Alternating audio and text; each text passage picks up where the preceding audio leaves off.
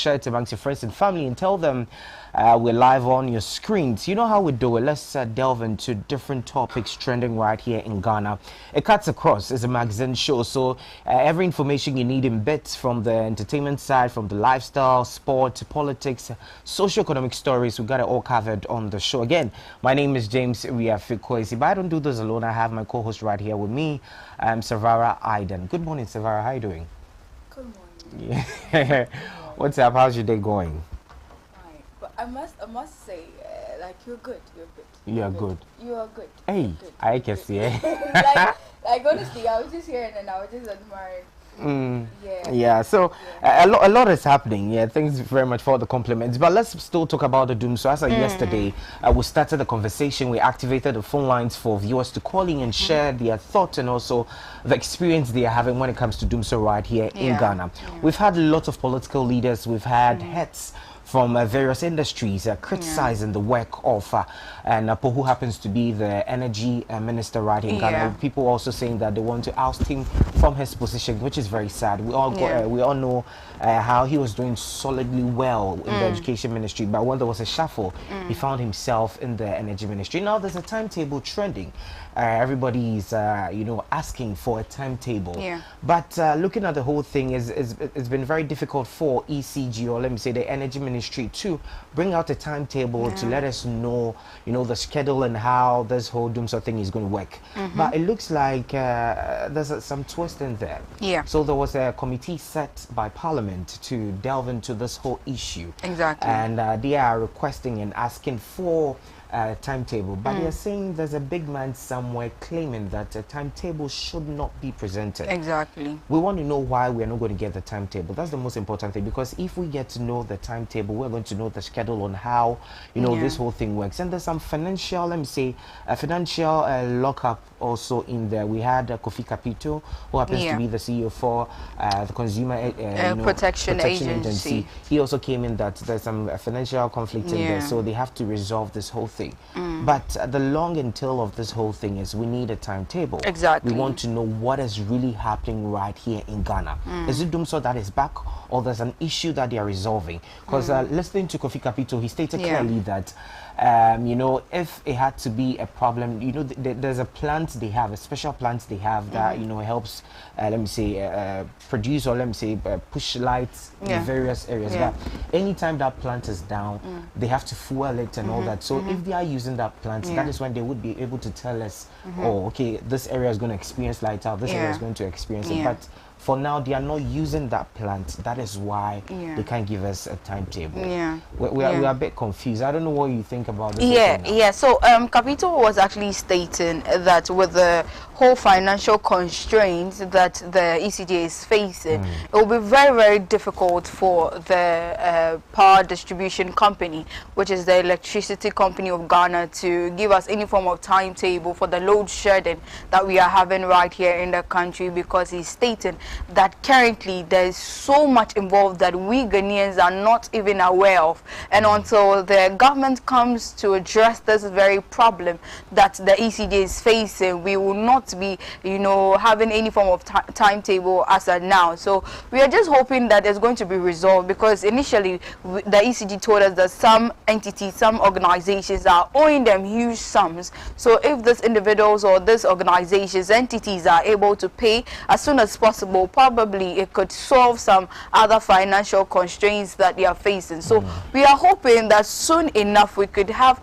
a very much, if it's doomsday, as you are stating, or if it's doomsday that we are all assuming it is, because obviously there will be light out right now, and then about a few minutes the light is back, and then we have a whole lot of back and forth, going off and on like that. So at least we need it. We need a timetable to make life easier. Exactly. Right here. Exactly. So that's the big question. That's the big conversation still in town. People asking if really doomsday is back again in the Akufo-Addo administration. But let's move away from that story and move into the eastern region. Tragically, something happened. From Accra to Asseso, where there was an accident that happened, and according to eyewitness and also passengers in that car, they said the driver kept dozing off while driving, and to the extent they told him to park. and rest a while, but he relented. He said no, he's going to continue the journey. Unfortunately, a life has been lost. A lot of life were lost on there, and also people injured.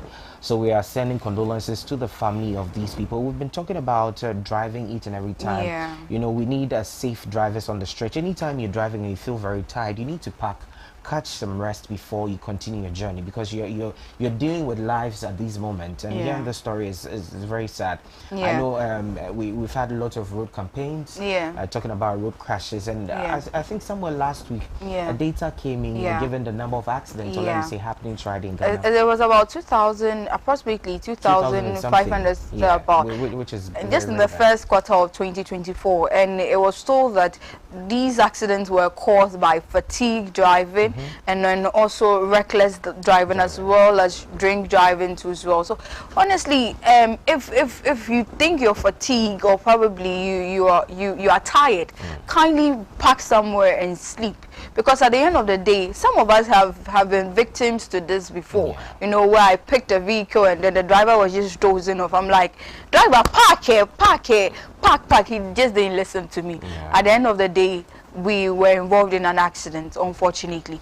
But unlike some of us that at least by the grace of God we are still alive, others did not get it like that. So this is just a warning to drivers out there that you are also human.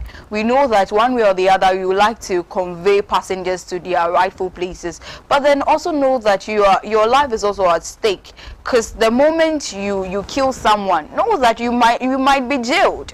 So are you going to consider going to jail or probably losing your life, or just resting and then just, how much are you going to lose in just a day?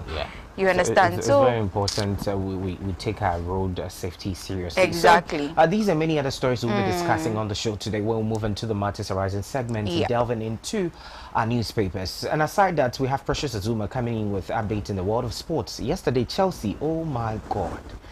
I know how disappointing this whole thing was. They keep claiming Chelsea's women's football team club, whatever, but it's sad. It's sad hearing the scores coming in from that camp. So when we move in there, Precious is going to give us all the updates we need to know. Did you watch the game? The game, I did at a point. Because you're a Chelsea fan. How do you know I'm a Chelsea fan? Look at you. And you're a Chelsea fan. Why are you trying to impose Chelsea on me? Yeah, so we'll move into that space. Precious is going to give us all the updates when it comes to sports and also the match that happened yesterday. And aside that too, let's move into the creative space, the creative industry. We have a lot of people doing so well. Let's talk about comedy, music, acting, and it looks like stage play is taking over now. Uncle Ebo White is doing, Abubakar Latif is doing so well. And now, there's a storybook I think I read back in high school talking about In the Chest of a Woman. And we have Ken Fiati, who is an actor, director, producer right here in Ghana, joining us in the studio.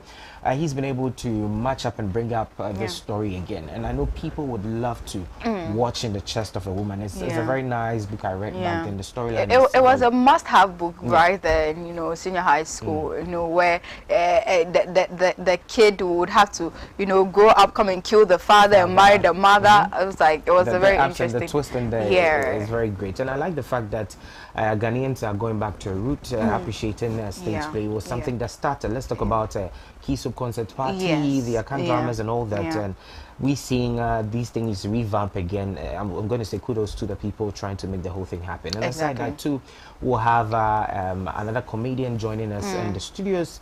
We'll have a Parrot Mouth. We'll have a conversation with him. I know he has an event coming up, and last week Saturday they had an award, Ghana Comedy Awards done by the CEO Dennis. He was here the other time. And I think I saw the winners, and these people, they've done well. Give us a gist about it. Okay, so well, it was a very fun night. Looking at the fact that I really love the fact that these comedians were being appreciated.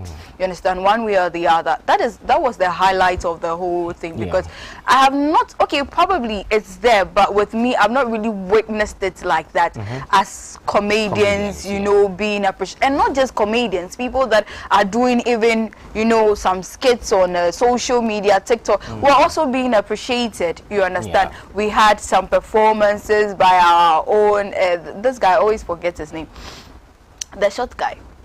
Is it Clemento? It's not Clemento, the dark one. Obia Ponta, Legs, it's Lexi rather. I know Obi. Yeah. It's Lexi, the guy that mimics personalities right here in the country. Like it was just superb. I really enjoyed myself. It was just a night. It was just beautiful. I would advise them to keep pushing, because one way or the other, I believe that if we are to appreciate these individuals, they would also put in more craft in their work, because laughter releases pain, anxiety, depression, and all of that. So yeah, kudos to them, and probably this very show that is coming up would also be part of the excitement. Yeah, interesting. So there's a mini conversation we'll have right here in the studios. To remind you again, we're doing our live streaming on YouTube. There's Hstv Live GH. Share the links with your friends, your family, your loved ones. Drop in your comment in line with the conversations we're having on the show today. So let's go for a 10.